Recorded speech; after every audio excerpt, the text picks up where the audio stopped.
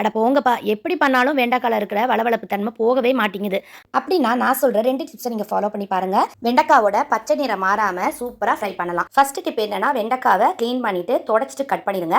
இந்த மாதிரி பிளேட்ல போட்டு 15 நிமிஷம் ஃபேன்ல காய வச்சு எடுத்துக்கங்க. எப்படி செய்யறதுன்னு பார்த்தலாமா? ஒரு கடாயில எண்ணெய் ஊத்திட்டு கடுகு, சீரகம், உளுத்தம் பருப்பு, கடலைப்பருப்பு இதெல்லாம் வறுத்ததுக்கு அப்புறமா 2 மிளகாய் வெத்தல போட்டுக்கலாம். இது கூட கருவேப்பிலை சேர்த்து வறுத்துக்குங்க. இது கூடவே ஒரு வெங்காயத்தை கட் பண்ணி போட்டிருக்கேன். இதையும் நல்லா வதக்கிக்கலாம். இது நல்லா வதங்கினதுக்கு அப்புறமா கொஞ்சமா மஞ்சத்தூள் போட்டு வதக்கிக்கங்க. நல்லா கலர்ஃபுல்லா இருக்கும். இப்போ இதில் கட் பண்ணி வச்சிருந்த அந்த வெண்டைக்காவை போட்டுட்டு தேவையான அளவு உப்பு சேர்த்து நல்லா வதக்கிக்கலாம்.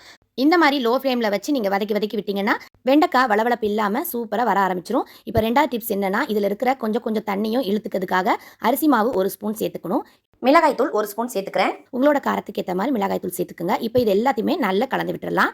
நல்லா மிக்ஸ் பண்ணி விட்டுட்டு ஒரு 2லேருந்து 3 நிமிஷம் லோ ஃப்ளேமில் அப்படியே வச்சிங்கன்னா வெண்டைக்காவோட கலர் மாறாமல் அதே பச்சை நிறத்தில் சூப்பரான வெண்டைக்காய் ஃப்ரை ரெடி ஆகிடும். ட்ரை பண்ணி பாருங்க. பாய்.